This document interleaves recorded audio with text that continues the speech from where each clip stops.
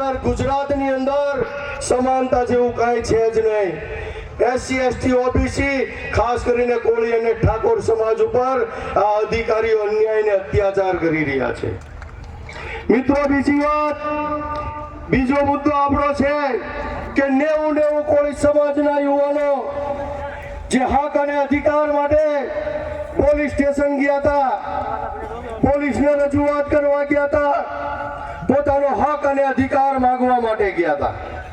ત્યારે પૂર્વ યોજિત કાવતરું હોય એ રીતે, અગાઉથી નક્કી કરેલું હોય એ રીતે આ કોળી સમાજના યુવાનો અને લોકોને જેલની અંદર ફિટ કરી દેવા માટે આ પોલીસ ડિપાર્ટમેન્ટ અને એના આકાઓના કહેવાથી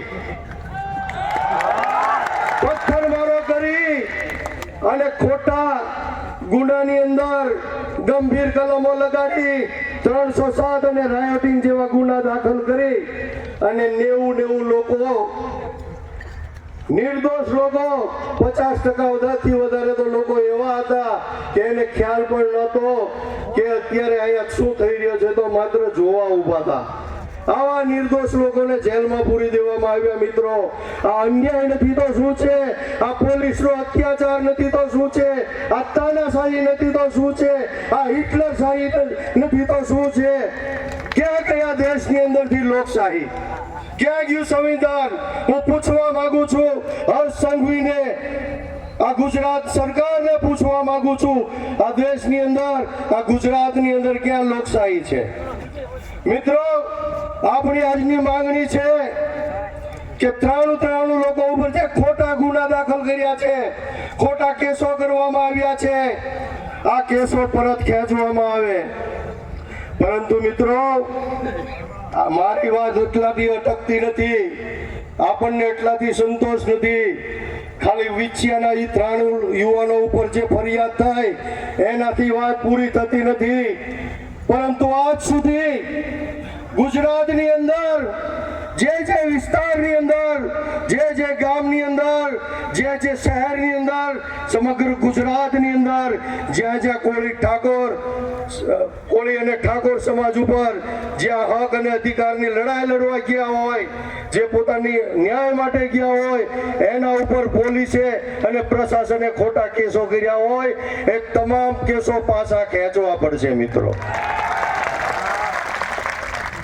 મિત્રો, આટલાથી અટકતું નથી, પરંતુ જે ચાપલુસી કરીને પોતાના આકાઓની, સરકારની, ઉપરી અધિકારીઓની જે ચાપલુસી કરી અને 93 લોકો ઉપર ખોટા અને ગંભીર કેસો કર્યા છે, એ અધિકારીઓ, પોલીસ અધિકારીઓને કહું છું, અહીંયા ખૂબ મોટી સંખ્યામાં પોલીસ છે, પરંતુ જે ભ્રષ્ટ પોલીસ અધિકારીઓ છે એને હું કહેવા માંગુ છું, મિત્રો, જે પ્રમાણિક, નિષ્ઠાવાન અને દેશભક્ત, રાષ્ટ્રભક્ત જે અધિકારીઓ છે એને સેલ્યુટ કરું છું.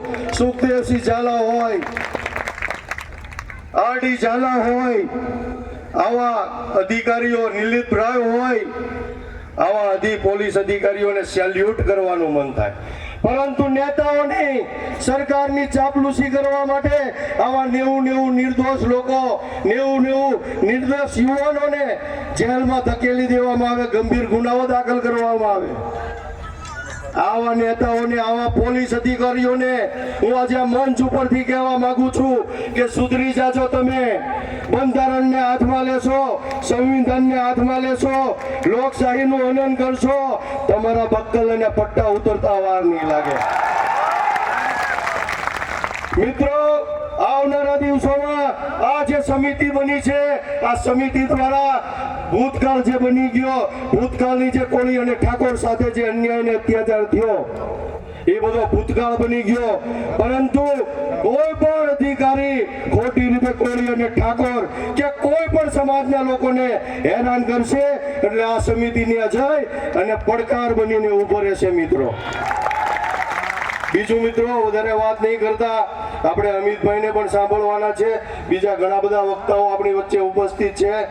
અને જે રીતે બ્રિજરાજે વાત કરી જે ઘનશ્યામભાઈ રાજપરાના પરિવાર ઉપર જે આફત આવી પડી છે, આપત્તિ આવી પડી છે, અણધારી આફત આવી છે, ત્યારે દીકરીનો મેં વિડીયો જોયો, ખૂબ જ દુઃખ થયું, ખૂબ જ પીડા થઈ, વેદના થઈ કે ખરેખર આ આપણા સમાજના કોળી અને ઠાકોર સમાજના 40 નેતાઓ ગુજરાતની અંદર ધારાસભ્યો હોય, સંસદ સભ્યો હોય, મિનિસ્ટરો હોય અને કોળી સમાજને અન્યાય થાય, અત્યાચાર થાય અને હક અને અધિકાર માંગવા માટે રોડ ઉપર આવવું પડે, લાચારી કરવી પડે, ભીખ માંગવી પડે, આનાથી શરમજનક બાબત કઈ હોય મિત્રો?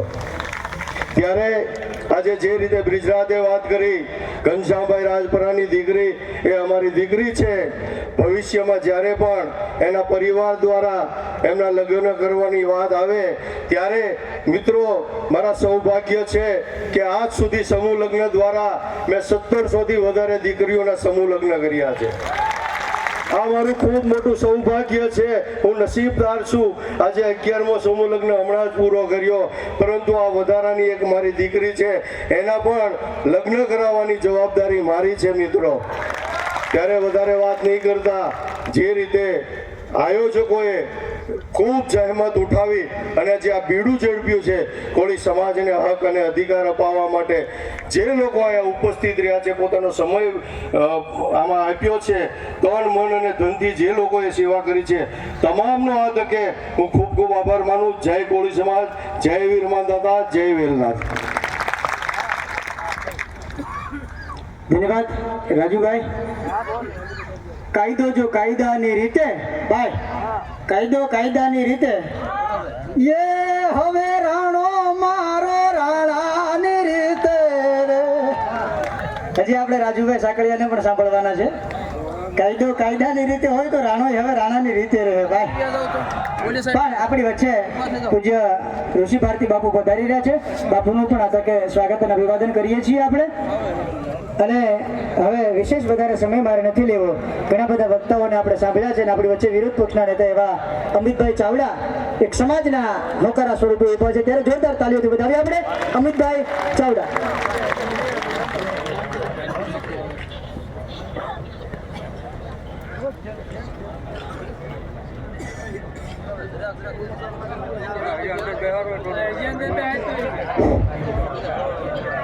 બધા થાક્યા નથી ને?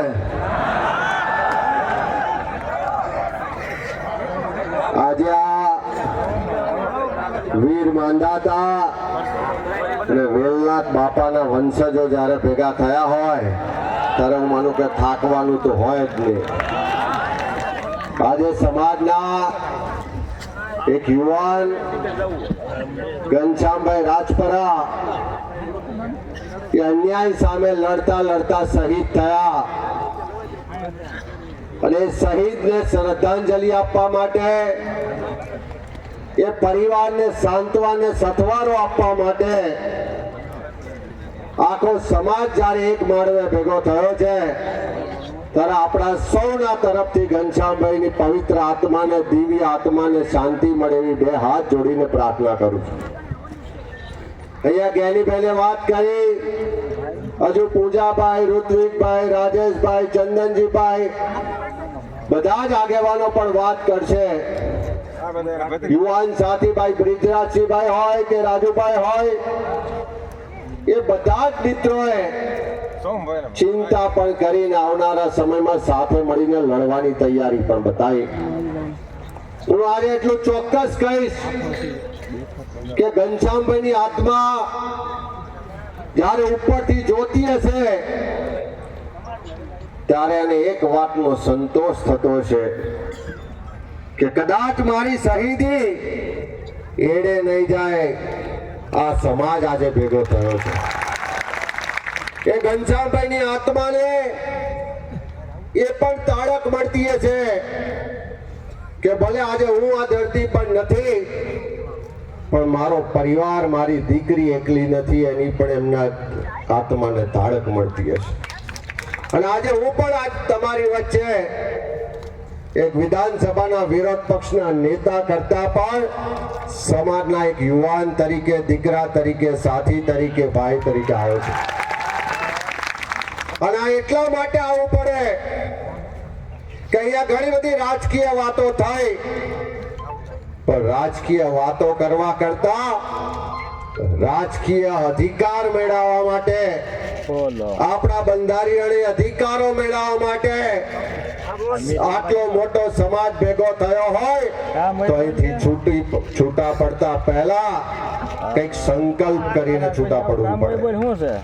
ખાલી ભાષણો સાંભળ્યા, વાતો કરી, તાળીઓ પાડીને છૂટા પડી ગયાનો આ પ્રસંગ ના બની રહે એટલું મારી ખાસ વિનંતી. હવે વકીલ મિત્રોનો આપણે જે આભાર માન્યો એવો જ આભાર આખી સમિતિનો માનીશ કે ગુજરાતમાં આ ઘનશ્યામભાઈની શહીદી રૂપે આ એક પહેલો કાર્યક્રમ એવો છે કે ગુજરાતની 6.5 કરોડમાંથી 2.5 કરોડની વસ્તી ધરાવતા ઠાકોર કોળી સમાજને જો ભેગા કરવાનું કામ કર્યું હોય તો આ સમિતિએ કર્યું છે, એમને ખૂબ ખૂબ અભિનંદન છે.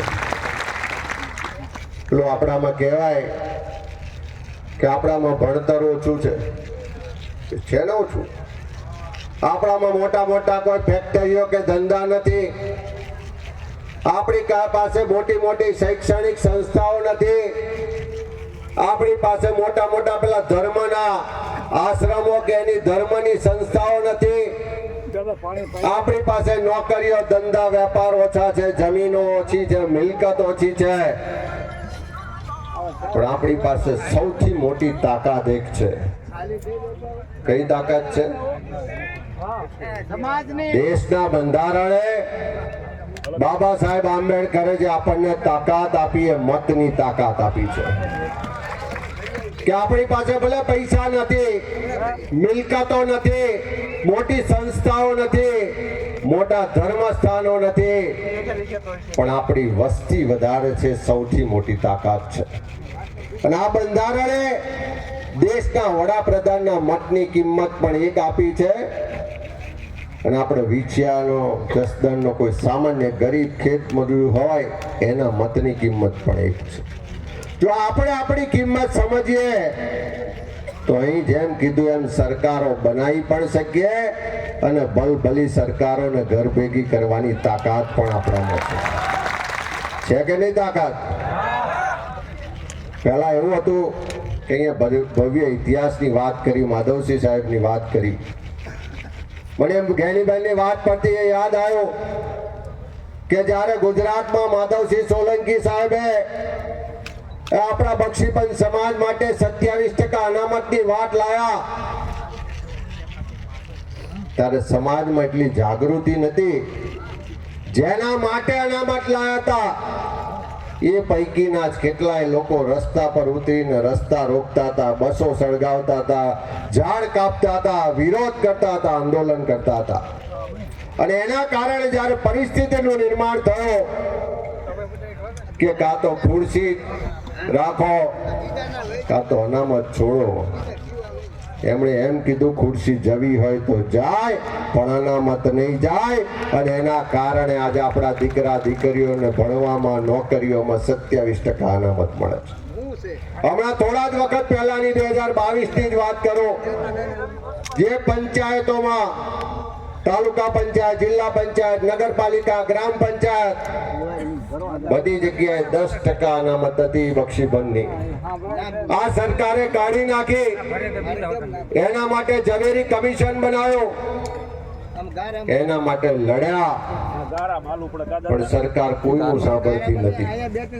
પણ એકવાર બક્ષીબંધ સમાજે નક્કી કરીને ગાંધીનગરમાં સ્વાભિમાન સંમેલન બોલાયો, પોતાની એકતાના તાકાતના દર્શન કરાયા. એક જ અઠવાડિયામાં સમિતિ બની અને 10% કરવા વાળી સરકારે 27% અનામત આપવી પડી. આ એકતાની સંગઠનની તાકાત છે. આપણો ઇતિહાસ રહ્યો છે, આપણે આપવા રહ્યા છે. ઇતિહાસમાં આપણો હાથ આમ રહ્યો છે, પણ છેલ્લા 3 દાયકામાં આપણો હાથ આમ થઈ ગયો છે. જે સમાજ ખુમારી સાથે ભલે પૈસા ઓછા હોય, મિલકત ઓછી હોય, જાગીર ઓછી હોય, પણ આપવા માટે સક્ષમ હતો, આ 3 દાયકામાં એ સમાજને ભીખ માંગતો જો કોઈ કર્યો હોય તો આ સરકારોએ કર્યો છે. આપણી સરકાર હોય